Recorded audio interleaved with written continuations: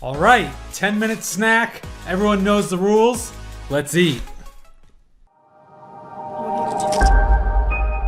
All right, so we got Robert Sikes, professional ketogenic bodybuilder, with us here today. Robert, thanks for being here. Hey man, thanks for having me. I'm excited to be here.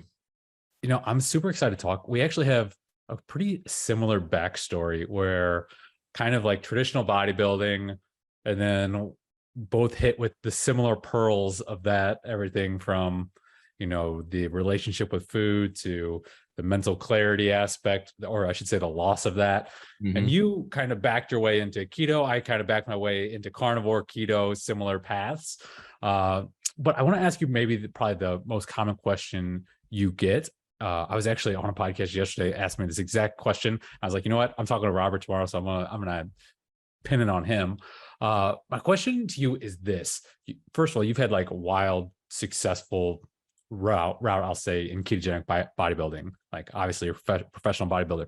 My question is this, especially for someone like yourself, who's kind of, I would say, like pushing the extremes of natural bodybuilding. Like, I'm going to try and put on as much muscle as possible. And when these shows come, I'm going to get as lean as humanly possible. Do you think a ketogenic diet is, all right, let me rephrase that. Do you think carbs could help potentially put on even more muscle mass and or get even leaner than without carbs? I don't think that you can get leaner with carbs than without carbs. I think you can get lean both ways. I mean, people definitely get lean both ways. I got lean when I was eating carbs.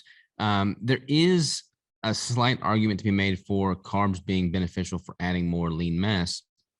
The problem is, lean mass is not skeletal muscle tissue in itself. So like people will do like a DEXA or an InBody and they'll see this massive increase in lean mass depending upon their hydration levels, their carbohydrate intake, et cetera, because lean mass is everything that is not fat mass. So that's kind of your water, your bone, your hair, all that's tissue. So if you're eating a lot more carbs, you're going to have a lot more fluid retention and you're going to have more flux in those lean mass markers. But when you're doing keto, you're not going to have that. So it's easy to look at a DEXA scan or an InBody scan and be like, oh my gosh, I'm not getting any muscle tissue. And that's kind of been one of my frustrations over the past several years that I've been doing this, because I'll do all those testing, methodologies, and I'll see very slight increases in skeletal muscle tissue over time. And I'm getting stronger. My shape is improving. My performance is improving. So I feel confident in that regard.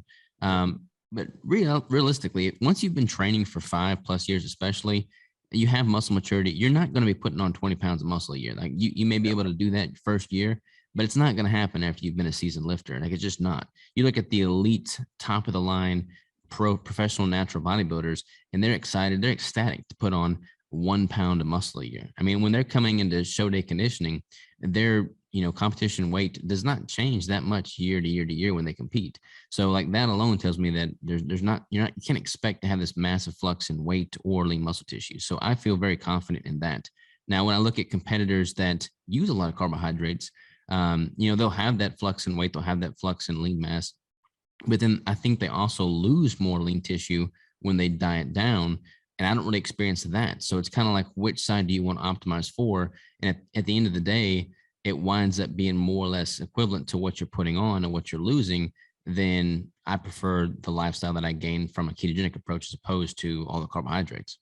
Yeah, I totally agree with basically everything there. One thing you mentioned that I think is discouraging, but also super hopeful for early kind of like people new into weightlifting is, I've kind of like looked at the research. Same thing you suggest is like in the first 2 years of weightlifting, you'll tend to put on 80+% of like all the muscle mass you'll put on the rest of your life training. And so like someone that's new, I'm always like, hey man, in just 2 years, you can build like almost the best physique you can get to, which is a cool way of looking at it. Like, that's not that long of a time investment. But then on the flip side, like you said, like once you've it's a slower journey after that, of like slow improvement. So that's why when people first get into the sport, like the last thing they need to be doing is trying to like do a crazy cut and lose a bunch of body fat and step on stage. Like when you have that beginner phase to work with, like totally maximize your muscle building potential and, eat at a surplus, train really hard, use progressive overload, and just pack on as much muscle in that time frame as possible, because then you can refine and polish it later. But there's no need to be doing a cut after you've only been training for 6 months. Yeah, which does bring me to something else I want to talk to you about, because I know you've been talking about lately. It is actually something that like I've been talking about, but is not the importance is not stressed enough, I don't think. And that is like a reverse diet. Like the downfall of someone hearing like, hey, go put on as much muscle as you can the first 2 years, but then like dirty bulking that. Mm-hmm. What do you think? Not the way to go.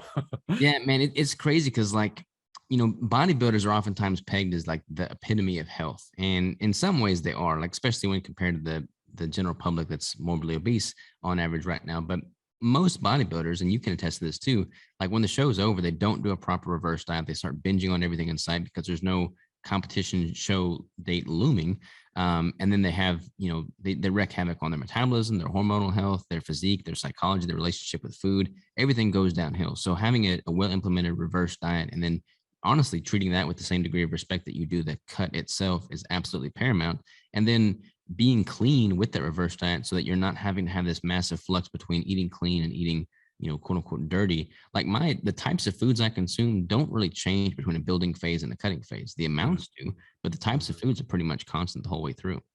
Yeah. I don't know. Did you ever experience, because my first physique competition I would say very naive in that I was never like a bodybuilder, but I was always into like wanting to improve my body. So I was a bodybuilder, but I never thought I was going to do competitions.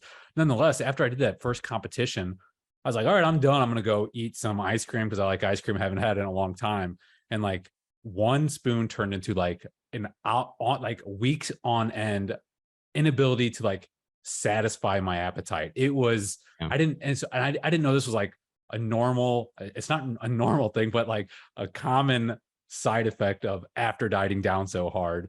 I learned that lesson the hard way. Like I put on so much fat so fast after that first bodybuilding show. Did you ever do anything like that? Oh yeah, man. I mean, my first show, like I followed I didn't know what the hell I was doing when I did my first show. So I was like listening to all the wrong wisdom, and I bulked up. I did the dirty bulk that you were mentioning earlier. I got up to 230, and I'm only 5'7", 5'8", so 230 is not a good look for me. And then I only gave myself 12 weeks to cut down for the show. I lost 80 pounds in 12 weeks, and I competed at 153, I think. Lost a ton of muscle in the process, and then after the show was over, I went out to Red Lobster and ate literally 4 entrees, like 5 frozen lemonades, who knows? And I literally put on 23 pounds in 24 hours. And then that became like the catalyst for my downward eating spiral. I mean, I was struggling with disordered eating for like the next 2.5 years after that. Yeah, I'm laughing here because just the parallel of our story. I did when I was bulking up for that first show. I bulked up to 220, which is not a good look on me. It was not 220 of muscle. It was like, wow, I'm pretty fat. Yeah, I was delusional, man. I was like, man, I'm jacked at 230. I'm gonna compete at 200. It's gonna be good. And then like I look at pictures now and it's like, man, why did somebody not pull me aside and be like, bro, you are fat? Yeah, exactly. I look back on those pictures now. I'm like, wow, like real like big time issues. Yeah.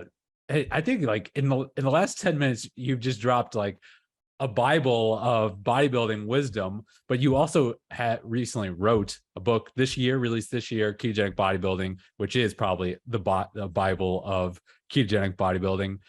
People can grab that at Amazon. You got the Keto Savage podcast. You're a wealth of information basically all over the place. You got this Keto Savage brand. Like, I mean, you're a bodybuilder, but man, you are an entrepreneur as well. Like just going through your stuff, I'm like, this guy, I mean, you know what you're doing. Like you're doing amazing work.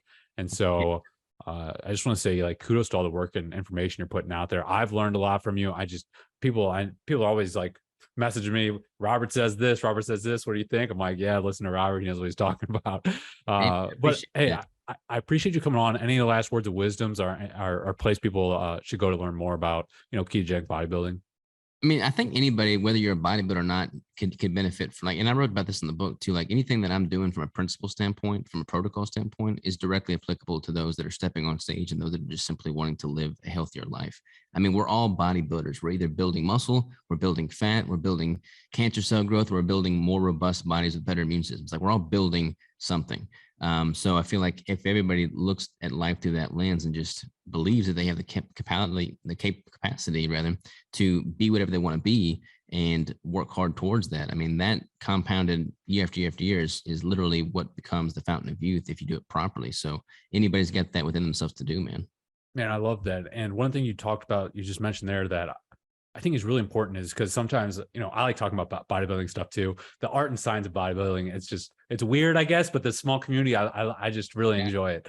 But a lot of times people, they're not interested in bodybuilding, but a lot of the principles learned in bodybuilding is applicable to people that just less to an extreme. Like, okay, you don't want to get single digit body fat, but you want to lose body fat. A lot of the principles we learned, over here in bodybuilding, you don't have to apply them as extreme, perhaps. Same thing goes with muscle building. I mean, I've got like 73-year-old female clients that are just wanting to be able to play with their grandkids longer. What I'm teaching them is the same concepts I'm teaching my competitive athletes. It's just different implementation, but the exact same concepts. Awesome. Well, Robert, appreciate the time again today. And yeah, we'll link to all your sources below. Appreciate you, man. All right. Bye, guys. Snack time's over. Did you enjoy the snack? If so, drop me a comment. Let me know if we should dive deeper and do a full meal on this topic. Also, P.S. if you liked the snacks, you're going to love our bites. A daily email bite, a golden nugget, better than a pasture-raised egg yolk. All right, maybe not that good, but it is a daily bite to optimize your health and nutrition with the meat-based diet. Access right now is totally free. Link below. See you in the bites.